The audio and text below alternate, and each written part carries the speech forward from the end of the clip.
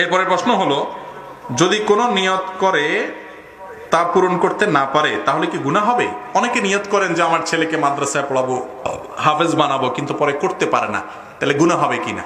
উত্তর হলো, কোনো ভালো কাজ আপনি করবেন এমনি মনে মনে নিয়ত করছেন, কোনো হলফ কসম না যে আমার এটা হলে এটা করব, মানত না, বা আল্লাহর কসম এটা করবো এরকম না, জাস্ট নিয়ত করছেন আমি এটা করবো, একটা ইচ্ছা আছে।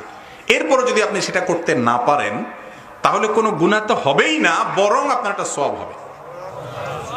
নবী করিম সাল্লাল্লাহু আলাইহি সাল্লাম বলেছেন, মান হাম্মা বিহাসানাতিন, কেউ যদি কোনো ভালো কাজ করার প্রতিজ্ঞা করে, ফালাম ইয়ামালহা, এরপরে তার আর ওটা করার সুযোগ হয় না, তার ইচ্ছা ছিল কিন্তু কোনো কারণে করতে পারলো না, তাহলে কুতিবাত লাহু হাসানা, ওই ব্যক্তির জন্য আল্লাহর পক্ষ থেকে সওয়াব লিখে দেওয়া হবে, যেহেতু তার নিয়তটা নিখাত ছিল।